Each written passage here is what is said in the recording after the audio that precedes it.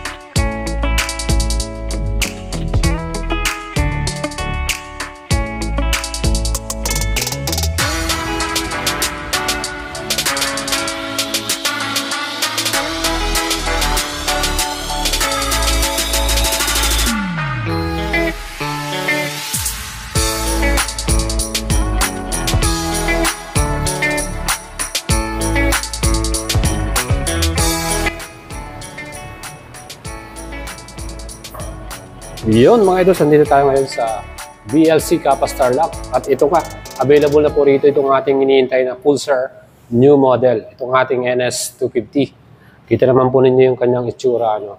And bibigyan ko kayo lahat ng specs and features nito. At plus yung ating na rin na magkano ba yung ating magiging presyo, yung ating down payment at ating... And mga idols, yung ating N250 by Pulsar. Ito pong kauna-unahang model na nirelease po ng Kawasaki under Bajaj motorcycle. Meron tayong Rouser, yan po yung globally brand na, no? Marami pong nirelease yan sa iba't ibang bansa. At ito nga po, meron na rin tayong Pulsar model sa Pilipinas. And syempre mga idols, alamin po natin lahat ng kanyang features at of course yung kanyang mga specs ano. Para naman sa ating engine type, again mga idols, ito po ay merong actual displacement na 249.1cc. Ganong kalakas to mga idol. Of course, meron din tayong mga ganyang model sa ibang brand. May 1 cylinder to, 2 valves, at of course meron tong single overhead camshaft, fuel injection na rin to, kaya talagang siguradong matipid sa ating gas consumption, oil cooling, at meron siyang 5-speed transmission. Ang kagandahan dito mga idols, meron tong equipped na sleeper clutch, kaya talagang solid na solid. Max power nito 24.16 HP at 8,750 RPM, at maximum torque 21.5 Nm at 6,500 RPM. Ganyang performance mga idol, talagang solid yan, lalo na kung mga malayuan yung ating mga rides. Ano? At para naman sa ating chassis, yung ating front suspension, naka-conventional 37mm telescopic fork yan mga idols. Pagdating naman sa ating rear suspension, siyempre naka-monoshock tayo with nitrox at adjustable torque. Sa mga idols natin, ito perfecto, kahit may angkas tayo, walang problema, convenient at comfortable pa rin yung ating OBR dyan. At siyempre para sa ating mga riders, okay din po. Ang sa ating namang stopping power, kagandahan nito, malaki yung ating disc, 300mm pong sukat. At meron tayong 2-piston caliper, plus ang the best dito, equip po ito ng ABS or anti-lock braking system. So meron tayong mas maganda at solid na stopping power. Sa likod naman, 230mm disc, 1-piston caliper. And itong ating N250 ay meron lamang single channel ABS mga idol. Yung harapan lang po natin ang merong ABS. Kaya mas confident tayo para sa ating braking power. Mga idols, yung ating namang wheels, yan po ay naka-alloy mag wheels at syempre 10-spoke po yung kanyang design. Kita naman po nyo, ang forma rin ng datingan nito. Gray yung kanyang color at meron tayong sukat sa harapan ng 180 by 17 inch. Tubeless po ito. Eurogrip ang kanyang brand or type ng gulong na ginamit. Sa mga idols natin, ang lapad ng ating mga gulong. Pagdating naman sa ating rear tire, ang sukat naman 130-70 by 17 inch.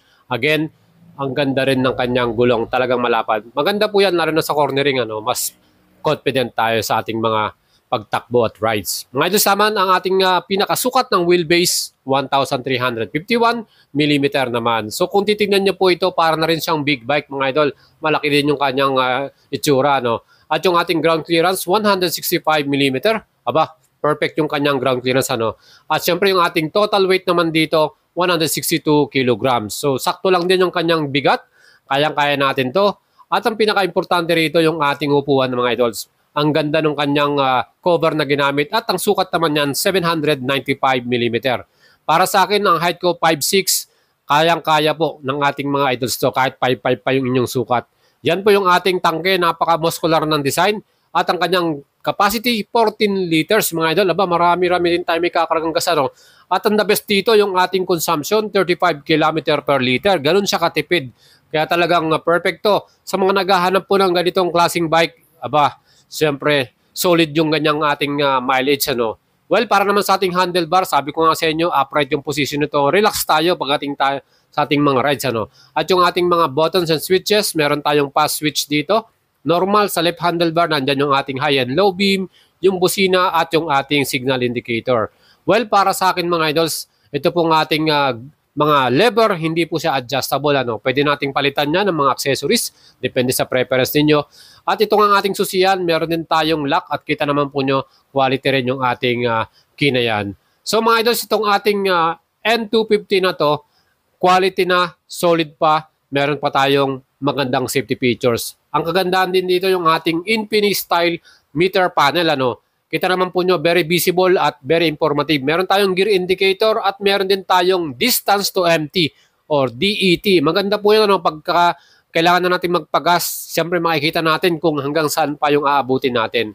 At itong ating ilaw mga idols, lahat po yan ay gumamit ng LED. Very visible tayo sa daan.